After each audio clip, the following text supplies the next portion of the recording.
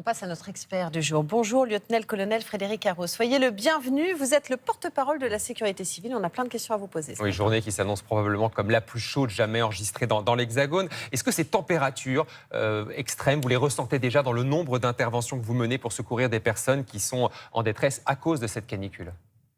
Alors, bonjour, effectivement, depuis le début du week-end maintenant, le début de cet épisode caniculaire, on surveille l'activité sur l'ensemble du territoire en récupérant les informations des différents départements concernés et on remarque dans ces nombres d'interventions remontées une élévation notamment de secours à victimes et pour quel motif, alors justement, êtes-vous appelé ? Alors de motifs assez variés, mais qui vont être liés à cet épisode-là, des sensations de fatigue, les premiers symptômes finalement de cette vague de chaleur, qui vont être des crampes, des sentiments de malaise, des étourdissements.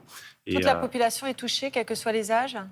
Toute la population est touchée, principalement les personnes âgées et les enfants qui vont moins s'hydrater naturellement, qui ne vont pas avoir ces gestes-là.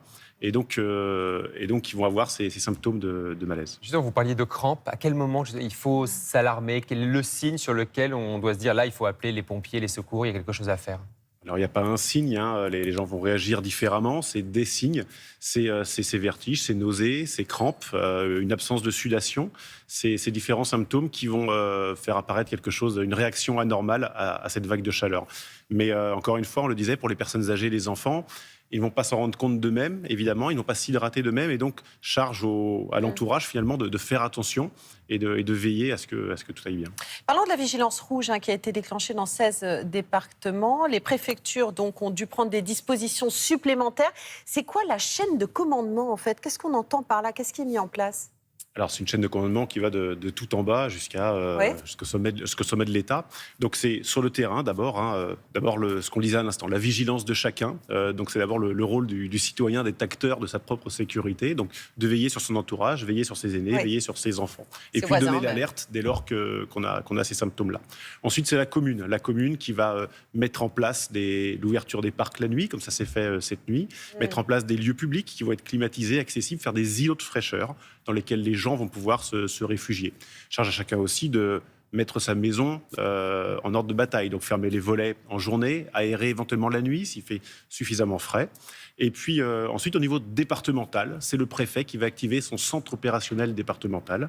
Donc un centre qui est situé à la préfecture et qui va être un interservice. Donc réunir les services de santé, les services de secours, les services de sécurité publique et puis tout l'ensemble de services qui vont être acteurs, impliqués dans la gestion de cet événement-là. Et donc le préfet va coordonner cette réponse départementale. Et puis, je le disais tout à l'heure, au niveau national, on surveille l'activité. Tous ces départements nous remontent les différents chiffres d'intervention, les événements particuliers, pour qu'au niveau national, on détecte la survenue dans telle ou telle zone d'un pic d'activité, par exemple. Mobilisation notamment de tous les acteurs locaux, les élus, on comprend bien. La canicule qui favorise également les départs et la propagation des feux. On parlait de l'Aude hier, il y en a 2 également en Corse qui ont démarré. On en est où ce matin ? Il y a une situation particulièrement, vigilance particulière ? Alors c'est le corollaire effectivement de ces épisodes de canicule, avec une végétation qui va être asséchée.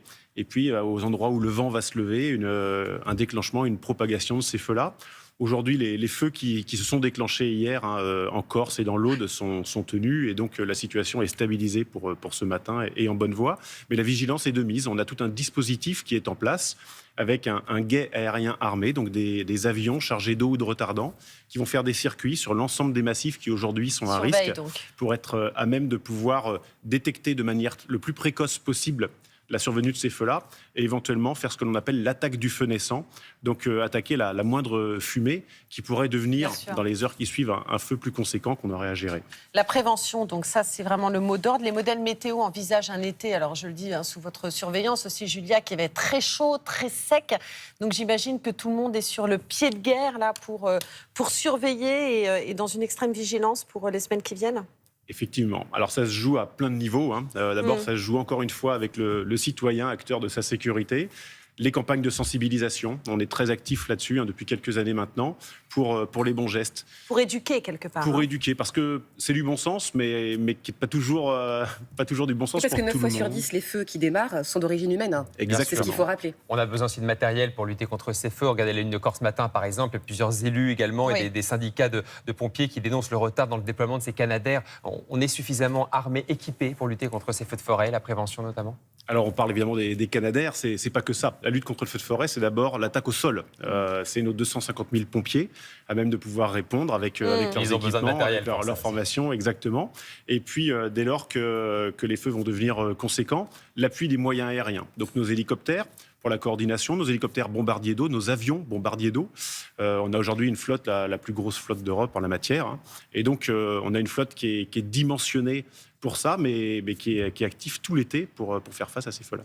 Merci infiniment d'avoir répondu à nos questions. Lieutenant-colonel Frédéric Haro, j'ai réussi à le dire. Je ne suis pas très douée en grade, mais j'ai réussi. Merci d'avoir été là ce matin. Et soyons donc tous prudents face à ces fortes chaleurs. Oui.